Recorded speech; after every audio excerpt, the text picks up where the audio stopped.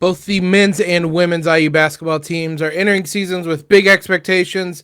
They kind of unofficially opened those seasons on Thursday with their media days and gave us lots of interesting quotes to discuss. You are Locked On Hoosiers, your daily podcast on the Indiana Hoosiers. Part of the Locked On Podcast Network, your team every day.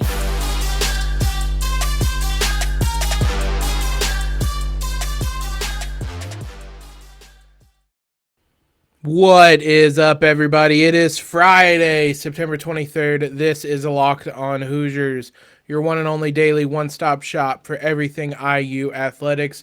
I'm your host, as always, Jacob Rude. Want to thank you guys for making us your first listen every single day. Men's and women's basketball teams had their joint media day for the school on Thursday. There's a lot of stuff to talk about, and we're diving straight into it. No prolonged opens here. Mike Woodson opened the day. One of the obvious first questions was going to be about Xavier Johnson and the arrest he had over the summer. He was ultimately not suspended, but just on the incident as a whole, Woodson said, quote, "He's gotten through that process. X has grown a lot based on the things that he's done this summer. He's put himself in a wonderful position with me being the coach that I like everything about what X is doing now because he's doing the right things on and off the court." Also joked, he doesn't have a vehicle anymore. I took that away from him. Xavier Johnson later confirmed his car is in Virginia, his home. So funny. I guess we don't have to worry about that specific type of incident moving forward, but positive signs there. Also talked about Xavier's summer. Quote, "Watching him go through this summer work because he did taste some success. It's the first time he experienced being in the big dance. He really, he just came in with a totally different attitude, which was kind of nice to see. It means to me he's growing up. It is displayed nicely on the basketball court because out of all the summer play that I've watched and been a part of this summer, he's probably been the brightest of them all. We saw how important, how pivotal it was for the Hoosiers to have good Xavier Johnson last season. It really changed what the team looked like when he was able to play well. Based on those quotes, if he's coming in playing really well, that alone bodes good things for the Hoosiers." On Trayce Jackson Davis, quote, "I think this summer the work he's put in, he's shown that he can make a that shot," is what he said. He was talking about his three-point shot. "And he's made them in our little pickup games and things of that nature. He's just got to carry it over to the real game when it counts." He said, "You talk about legacy. Legacy is putting another Big Ten title here. Legacy is putting another national title. That's what it's all about. I think that's what he's thinking about more than anything." We'll talk about Trayce's comments here in a moment, but he kind of echoed that. So positive things coming from his three-point shot and just talking on legacy. It's about team success now that's going to leave his mark on this program. Coach Woodson on the expectations. "I can't say this loud enough. I came back here to win the Big Ten and national titles." If that quote does not get you excited, I don't know what will. He said, talking about the non-conference schedule and what his expectations are, simple, to win. So excited to see that. On the pro day the Hoosiers are going to have, he said, "Well, I think when you've got high expectations, you've got a few players that might have a crack at playing at the next level, it's okay to invite the NBA world into your life. I'm not afraid of that. I don't think it put any added pressure on our players." So very open to having scouts come in, NBA executives come in and take a look at this team and see what they have to offer at the next level. Race Thompson talked about the expectations of this team, said, "I think the sky is the limit for this team." He talked about his three-point shooting. He shot a lot more threes than Trayce did last season. Quote, "It's like an everyday thing for me. I get shots up day in, day out, 7 days a week. Definitely coaches want me shooting them. Even my teammates push me to shoot them. They say I don't shoot them enough." So sounds like every Hoosier on the floor is going to be told to shoot three-pointers this season. It was such a Achilles heel in so many ways for Indiana last season, both in terms of not having players capable and the ones that could shoot threes weren't making them. So it seems like the volume is going to be there this season. The efficiency, we'll find out. Lastly, Trayce Jackson-Davis talked about his summer workouts. Quote, all I was doing was shooting. That was the biggest thing my agents wanted me to do. There was some video that came out during the pre-draft process showing him shooting while working out in LA, so can back that up. But definitely a recurring theme between Trayce, Race. Mike Woodson talked a little bit about the shooting as well. To the point, Trayce said, obviously last year, I think I had the green light when it came to shooting threes, but my presence was needed. Said he gave an interesting quote. I don't know how much to read into it, but he said he was going to play a lot more four this year, and then mentioned Logan Duncombe as a reason why. That is not something I remotely expected, and I am very much taking this with a grain of salt because Logan Duncombe was a complete and utter non-factor last season. Even when Indiana had like 6 bodies against Northwestern, he was not a factor. I don't think he was suspended that game, which kind of showed you how much they weren't interested in playing him. That it also would have burned a red shirt. I'm not certain that he took one, but regardless, non-factor last year. This team is a lot better with a lot more expectations. If Logan Duncombe's going to play, that is very interesting, but I'm taking that with a grain of salt for right now. Lastly, he talked about his legacy. Says that his individual legacy is kind of capped right now, that there's not a whole lot he can do individually to really raise that. Quote, winning a national championship and also winning a Big Ten title are my 2 main goals here. Exciting to hear, exciting to think about. This media day from the men's team only added to my excitement to watching them because there's as much expectation as there's been on the men's team in a long time, since Yogi Ferrell's senior year, probably. It's been a long time since we've been this excited about a men's team, so I'm ready. I'm counting down. It's closing in rapidly, the start of the season. So I'm excited for it. I know you guys are excited for it. Today was kind of the unofficial kickoff. Women's side as well.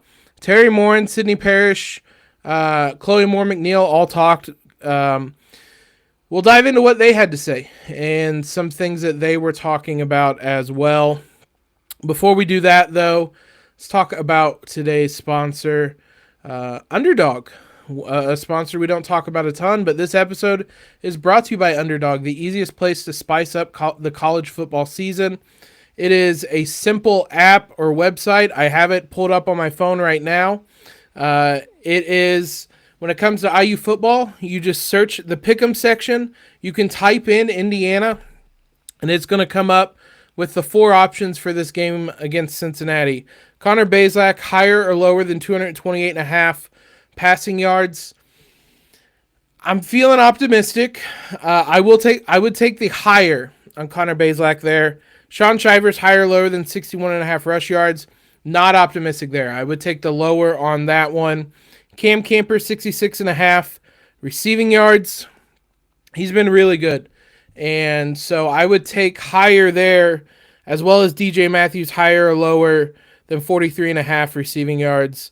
Would probably take higher there. If you're going to take Bazelak over 228.5 yards, it'd be hard not to take higher on both Camper and DJ Matthews, because if he's throwing for that many yards, those two have been his primary target. So that's kind of tied into that one. If you think it's going to be a long day and lower than that, it would be a hard argument to say either one of those guys are going to have more than 66 or 65.5 and 43.5. So I would take over on Bazelak, under on Shivers, over on Camper, over on Matthews. I wasn't very good last time I did this. We'll see how good I am this time. You guys can stack all these up to 5 of them. There's only 4 for the Hoosiers this week. You can stack 5 of them, and I'm trying to stack them now. That's what I'm looking at, and seeing how that plays out. You have to pick players from 2 teams. So if there's another game you're watching this week, whether it's Ohio State and Wisconsin, whether it's Minnesota or Michigan, I'm actually going to go look at Washington and see what Michael Penix is. They don't actually have anything for Michael Penix up, so we'll take a look at one other thing and place that in. But You pick up to 5, has to be from 2 different schools, and you can win up to 10 times, I believe, if you nail all 5. If you pick 5 and nail 5, it's up to 10 times what you put in. So it's a fun app. It's an easy app to use. Go download it today. Sign up with the promo code LOCKEDON, all one word, and Underdog will double your first deposit up to $100. Deposit $100, get $100 for free. Go to UnderdogFantasy.com or find the Underdog Fantasy app in the App Store or Google Play Store. That's Underdog Fantasy, promo code locked on, one word. Get in on the college football pick'em action today. Let's talk about the women's basketball team. Head coach Teri Moren kicked things off. One of the biggest differences it's going to be about, or kind of the makeup about this team versus last year, is there's going to be some depth. And she was asked about that pretty early on. I'm using our bench more. She said, I sure hope so. You'll probably see us use our depth more than we did last year, and we're excited about that. That was a blessing and a curse last season. They had 6, maybe 7 really good players and really nothing after that. So McKenzie Holmes going down, they had the players to absorb that in the top 7 and not a ton after that. I think it did wear them down a bit later in the season. It didn't show a ton. It showed more in the end of the regular season than it did the postseason because they got some breaks there. But it did wear them down the end of the regular season. Having that depth there this season hopefully means, knock on wood, if there is an injury, you're able to absorb it with more bodies. It's less demanding on each player. But just in general, you're not going to have to play the minutes that they did last season. So it's going to be exciting. Indiana has a deep team. It's not even more depth than last season because if you're able to bring 3 people off the bench, it's more depth than last season. This is just a deep team in general. There's a lot of players that are going to play off the bench that are going to give Indiana different looks. So it is exciting to see that. Talked about Grace Berger. There was a funny story she told. Grace Berger, I'm sure as you guys have followed this, the team, is a very soft-spoken type of person and didn't really make a big deal about her returning. The way head coach Teri Moren found out was not even through Grace herself. She said Grace Berger told SID Megan Cramper she was returning before she told Moren because Berger showed up for something Cramper needed returning players to do. And when Coach Moren asked if that meant Berger was returning for this year, Berger replied kind of matter-of-factly, oh yeah. So that is an incredible story about how IU's best player, between her and McKenzie Holmes, I guess, one of IU's best players just said that she was coming back without making any kind of announcement. Just imagine if Trayce did it like that, just kind of showed up to something, didn't make an announcement, and just, yeah, I'm coming back. That is terrific. Really on brand. That's exactly how I would imagine Grace Berger would do things. Grace has some high expectations for this program. Coach Moren, quote, if you ask Grace, we haven't done much.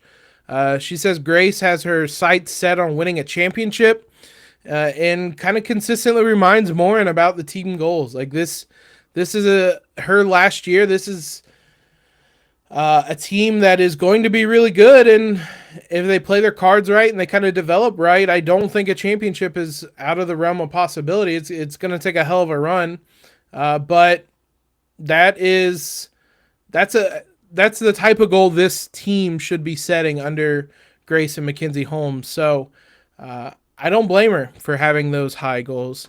Sydney Parrish spoke kind of publicly, I guess, for the first time. She's done some interviews and some stories since returning home. The former top 5-star recruit from, I believe, Hamilton Southeastern, went to Oregon and played a couple seasons there, entered the transfer portal, and came back to Bloomington. She talked about kind of the difference between when she went to Oregon, like what made her come back. She cited the winning culture that Indiana has. That matters. 2 years ago, Indiana had made a Sweet 16, had made an Elite 8. They had a really good team on deck, but that team hadn't done anything yet. Fast forward 2 years, back-to-back Sweet 16s, have a couple All-Americans returning. Suddenly you're a very appealing program. So maybe that means more players, more high-ranked players coming in. We saw this summer Teri Moren got a lot of really good players via transfer. Even got some strong recruits, both domestically and internationally. So IU's becoming more attractive. And Sydney Parrish is kind of an example of that because she was a 5-star recruit in Indiana that chose to go elsewhere and then came back when she saw what Indiana's been able to do. Here's a quote she gave, quote, "I wasn't expecting to come back home, but being here has just been great. It's great to be back with my friends and family." It's a lot shorter travel from Indianapolis to Bloomington than it is from Indianapolis to Oregon. So I'm sure her family also appreciates having her much closer to home as well. So these are two teams that, as I said, very big expectations, very exciting seasons on deck. I can't wait to watch both of them, and today just got me more excited for the seasons to start. Now we have to wait a little more than a month after these for this to all kick off, but hopefully the football team gives us plenty to talk about. Until then, they will play Cincinnati on Saturday. We'll give you all the last-minute information you need before that one here in just a moment. Indiana versus Cincinnati on Saturday tomorrow at 3:30 p.m. is when we're having kickoff on this one at Nippert Stadium in Cincinnati. ESPN2 will have the broadcast. Hopefully it's not an ugly one, but I don't have great feelings about this. BetOnline has this one as Indiana plus 16.5. That's big, but it doesn't seem that far off. Indiana money line plus 535, over under of 57. It's going to be an uphill battle for the Hoosiers because SP Plus is not any kinder. SP Plus has been nailed on this season. The Hoosiers have marginally beat them a couple times. Just kind of the algorithm. Most of that coming. Illinois was expected to be they predicted a draw, so they kind of beat it. Illinois was very slightly favored. Last week, Western Kentucky was projected to win. They should have won. Indiana beat it. Those were very close projected wins for those opponents. Cincinnati is projected to win by 22.2 points on Saturday by SP+. 90% win probability. 38-15 is the projected score. They round up. So Cincinnati minus 15 or 16.5, depending on what the line is at, might be actually a little bit generous to Indiana based on how the two teams have performed so far. So if you're feeling lucky when it comes to the Hoosiers and hopeful, you can take the Hoosiers on that one, but it's going to take a pretty big effort for them not to be blown out on Saturday. I don't like being this pessimistic about the team, but it's hard not to be. Just looking at the numbers, looking how the two teams have performed. Again, I said this kind of on the Locked On Big Ten today. Go give that a listen. But I don't like being pessimistic, but Indiana's going to have to do something that they haven't done this season, and that's put together 60 minutes of football to win this one. They haven't even come close to doing that. So I don't think it's unfounded pessimism. I just think it's unfortunate that Indiana is in this spot. Series history, Indiana leads 5-2, but the two losses bookend the series currently. Indiana lost the first meeting between the two, 21-0 in 1957. They lost the meeting last season, 38-24. That's a flattering scoreline to Cincinnati because Indiana should have been honestly out of sight in the first half. And then Cincinnati really put their foot on the gas pedal and pedal to the floor there in that second half. And Indiana coughed some up, ran away with it, or let Cincinnati run away with it it was just frustrating. I'm looking at these stats and they're frustrating. Michael Penix really struggled in that game. That's when it became pretty apparent physically he may not be able to get back to that level, at least that last season. He's fine this season. DJ Matthews played well. That was his last big game before injury, but just a really frustrating game because Indiana had all sorts of chances. I would love for the game to be that close, not just the final score, but how the two teams played last season this year. But again, nothing really indicates that. Outside of those two games, Indiana's thoroughly dominated Cincinnati. 42-6 in 2000, 48-14 in 98, 28-3 in 94, 20-6 in 63, 26-6 in 62. So they've thoroughly dominated this series. Cincinnati might be getting some revenge on that one on Saturday. If I had to make a prediction, I think this one, I think Indiana could score and turn this into a bit of a shootout. They might need to, but I worry Cincinnati actually has a really good defense. They're good at stopping the run, and Indiana, if you turn them one-dimensional, if you turn any team one-dimensional, it's going to be a long day. I have Cincinnati 35-17 in this one. That would be above what the BetOnline odds are, but below the SP+. There's a little window there.